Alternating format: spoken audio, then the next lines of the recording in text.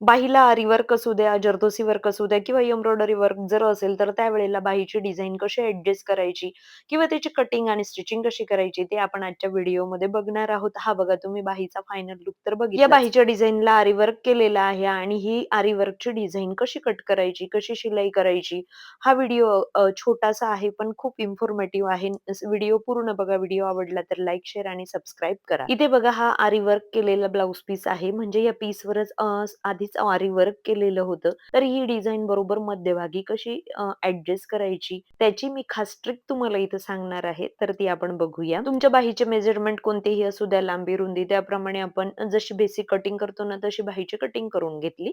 आणि बघा खालच्या बाजूला ब्लाउज पीस आणि वरच्या बाजूला आपण अस्तर अशा पद्धतीने ठेवतो आणि बाही शिलाई करत असतो. पण त्याआधी काय करायचं, जी खालची डिझाइन आहे ना, तर त्याला समांतर अशी एक रेषा ड्रॉ करून घ्यायची.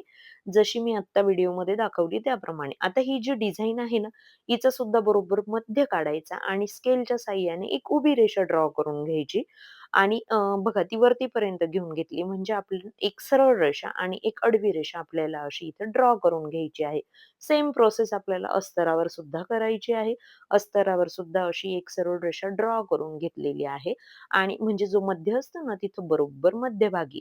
त्यानंतर ह्या रेषेच्या मध्याला मध्य मॅच करायचा आणि खालच्या रेषेला समांतर आपण हे अस्तर अशा पद्धतीने ठेवायचं आणि उभ्या रेषेला उभी रेषा बरोबर ॲडजस्ट झाली पाहिजे. अशा पद्धतीने मी ही बाही आणि बाहीचं जे अस्तर आहे ते व्यवस्थित ठेवून घेतलं आणि हे आपल्याला कट करून घ्यायचं आहे. आता बघा वरच्या बाजूला ज्यावेळेला कटिंग करतो त्यावेळेला मी बाही पुन्हा ठेवून घेतली.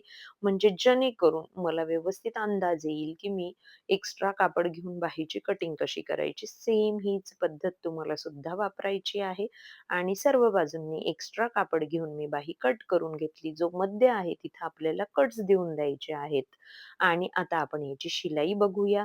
तर बघा, ज्यावेळेला तुम्ही आरी वर्क ब्लाउज शिलाई करतात, तर सर्वप्रथम तुम्ही तो सिंगल दाबवर शिलाई करायचा असतो. आपला जो रेग्युलर दाब असतो ना, तर तो काढून घ्यायचा आणि त्याऐवजी सिंगल दाबचा वापर करायचा. सिंगल दाब तुम्ही डाव्या बाजूचा किंवा उजव्या बाजूचा कोणताही यूज करू शकतात आणि ते सहज अवेलेबल होऊन जातात. जिथं आपले शिलाईचे सामान मिळतं ना, तर तिथं. बऱ्याच जणींचा हाही प्रश्न असतो, "ताई आम्हाला हे कुठे मिळेल?" तर आपण जिथं शिलाईचं सामान घेतो तिथं सर्व ते मिळून जातं. त्यानंतर खालच्या बाजूला ब्लाउज पीस ठेवला आणि वरच्या बाजूला अस्तर ठेवल्यानंतर इथं मध्यला मध्य मॅच करून मी पिन लावून घेतल्या. पिन लावणं कंपल्सरी आहे, की त्यामुळे जेणेकरून कापड इकडे-तिकडे होत नाही आणि अस्तराच्या मधून तुम्हाला तर आता थोडीशी डिझाइन दिसतच असेल, तर बरोबर काठाकाठाने एक दाब एवढं अंतर देऊन आपल्याला इथं एक शिलाई देऊन द्यायची आहे. अगदी हळुवारपणे हे काम करायचं, खूप घाई करायची नाही. खालच्या बाजूने ही शिलाई झाल्यानंतर बघू शकतात तुम्ही, किती छान फिनिशिंगमध्ये आपली शिलाई झाली. अस्तर पुढच्या बाजूला घेऊन एक दाब शिलाई देऊन द्यायची. आता वरच्या बाजूने प्रेस शिलाई आपण इथे देऊ शकत नाही, कारण तिथं अरी वर्क आहे. आतील बाजूने मात्र आपल्याला शिलाई करायची आहे. म्हणून मी पुन्हा मध्याला मध्य मॅच केला. इथं पिन लावून घेतली आणि काठाकाठाने आपण एक शिलाई देऊन द्यायची आहे. आता तुम्ही दाब चेंज करून घेतला तरी सुद्धा चालेल आणि त्यानंतर जेवढं एक्स्ट्राचं कापड होतं ते मी कट करून घेतलं आणि इथे बघू शकता एकदम मध्यभागी आपली बरोबर डिझाइन ॲडजस्ट झालेली आहे.